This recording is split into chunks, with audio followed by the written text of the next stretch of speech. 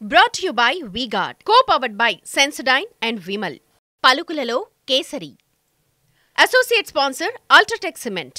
Neat exam పై దేశవ్యాప్తంగా పెద్ద ఎత్తున రచ్చ జరుగుతోంది. ఎగ్జామ్ నిర్వహణలో లోపాలు, కొన్ని పేపర్లు ఆన్లైన్ లో దర్శనమివ్వటం ఆందోళనకు దారితీసింది. నీట్ ఎగ్జామ్ రాజకీయంగాను దుమారం రేపుతోంది. పలు రాష్ట్రాల్లో నీట్ అభ్యర్థులు నిరసనలకు దిగారు. నీట్ ఎగ్జామ్ లో అవకతవకలపై హైదరాబాద్ లో విద్యార్థి సంఘాలు రోడ్డెక్కాయి. నీట్ ఎగ్జామ్ ను రద్దు చేయాలని డిమాండ్ చేస్తూ నారాయణగూడ నుండి లిబర్టీ వరకు స్టూడెంట్ మార్చ్ నిర్వహించారు. విద్యార్థి సంఘాల ఆందోళనలో పాల్గొన్న MLC Balmoori Venkat national testing ఏజెన్సీని రద్దు చేయాలని డిమాండ్ చేశారు. అటు నీట్ ఎగ్జామ్ ను రద్దు చేయాలని బీఆర్ఎస్వీ ఆధ్వర్యంలోనూ విద్యార్థులు ఆందోళన బాటపట్టారు. రాజ్భవన్ ముట్టడికి యత్నించగా ఆందోళనకారులను అడ్డుకున్నారు పోలీసులు. మరోవైపు నీట్ లీకేజ్ పై సుప్రీంకోర్టులో విచారణ జరిగింది. నేషనల్ టెస్టింగ్ ఏజెన్సీ ఎన్టీఏ పై తీవ్రంగా మండిపడింది. నీట్ ఎగ్జామ్ నిర్వహణలో ఏ చిన్న నిర్లక్ష్యం ఉన్నా సకాలంలో పరిష్కరించాలని స్పష్టం చేసింది. లీకేజ్ ఆరోపణలపై 2 వారాల్లో సమాధానం చెప్పాలని కేంద్రంతో పాటు ఎన్టీఏకి నోటీసులు ఇచ్చింది. విద్యార్థుల కష్టాన్ని మరిచిపోకూడదు అంది సుప్రీంకోర్టు. తదుపరి విచారణను వచ్చే నెల 8కి వాయిదా వేసింది. పూర్తి వివరాల విషయానికి మా ప్రతినిధి విద్యాసాగర్ లైవ్ లో సిద్ధంగా ఉన్నారు. విద్యాసాగర్, దేశవ్యాప్తంగా కూడా ఈ నీట్ ఎగ్జామ్ కాంట్రవర్సీ కనిపిస్తోంది, నిరసనలు వెల్లువెత్తుతున్నాయి. ఇక్కడ విద్యార్థులు ఏం డిమాండ్ చేస్తున్నారు? సుప్రీంకోర్టు ఏం చెప్తోంది? మరోసారి నీట్ ని ఫ్రెష్ గా కండక్ట్ చేయాలి అనేమన్నా సూచనలు ఇస్తోందా?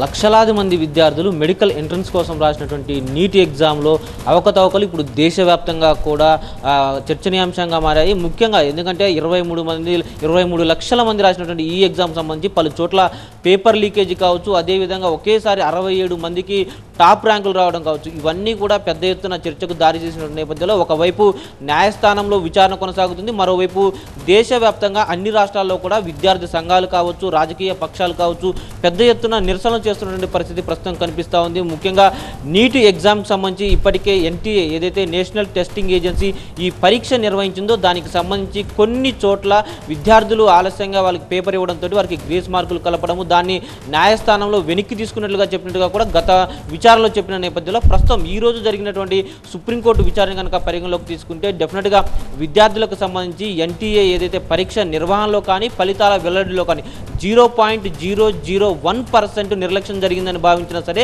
వెంటనే ఆ సమస్యను పరిష్కరించాలి. దానికి సంబంధించి పరిష్కారం విద్యార్థులకు చూపి న్యాయం జరిగేలా చూడాలి. ఎందుకంటే అత్యంత కఠినమైనటువంటి ఈ పరీక్షకు సంబంధించి విద్యార్థులు కఠినమైన శ్రమను కూడుకున్నటువంటి పరీక్ష రాశారు. వారి శ్రమను మనం మర్చిపోకూడదు. డెఫినెట్గా వారికి న్యాయం చేయాల్సినటువంటి బాధ్యత పరీక్షను ఎవరైతే నిర్వహించారో వారి మీద ఉంటుంది. అదేవిధంగా సకాలంలో ఈ సమస్యలన్నిటికీ కూడా నేషనల్ టెస్టింగ్ ఏజెన్సీ పరిష్కారం చూపుతుందని భావిస్తూ వచ్చే నెల 8వ తేదీకి సుప్రీంకోర్టు ఈ కేసును వాయిదా వేసింది. మరొక వైపు అన్ని రాష్ట్రాల్లో కూడా విద్యార్థి సంఘాలు పెద్ద ఎత్తున ఆందోళన బాటపడుతున్నాయి. 1563 మందికి మాత్రమే గ్రేస్ మార్కులు చెప్తున్నామంటే ఎన్టీఏ అసలు ఆ నెంబర్ని ఎలా పరిగణలోకి తీసుకుంది, మిగతా విద్యార్థుల పరిస్థితి ఏంటి? దాదాపు 23 లక్షల మందికి కూడా మళ్ళీ తిరిగి ఎగ్జామ్ను నిర్వహించాల్సిందే. ఎందుకంటే ఎంతోమంది విద్యార్థులు డాక్టర్ కావాలన్నటువంటి కళతో మెడికల్ ఎంట్రన్స్ రాస్తారు. ఒకవేళ అవినీతికి కానీ అక్రమాలకు కానీ పాల్పడిన వ్యక్తి కనుక ఈ యొక్క నీట్ ఎగ్జామ్లో పాస్ అయ్యి ఉంటే డెఫినెట్గా ఎలాంటి డాక్టర్ను భవిష్యత్తులో అందించే అవకాశం ఉందో ఊహించాలి. కాబట్టి విద్యార్థి సంఘాలు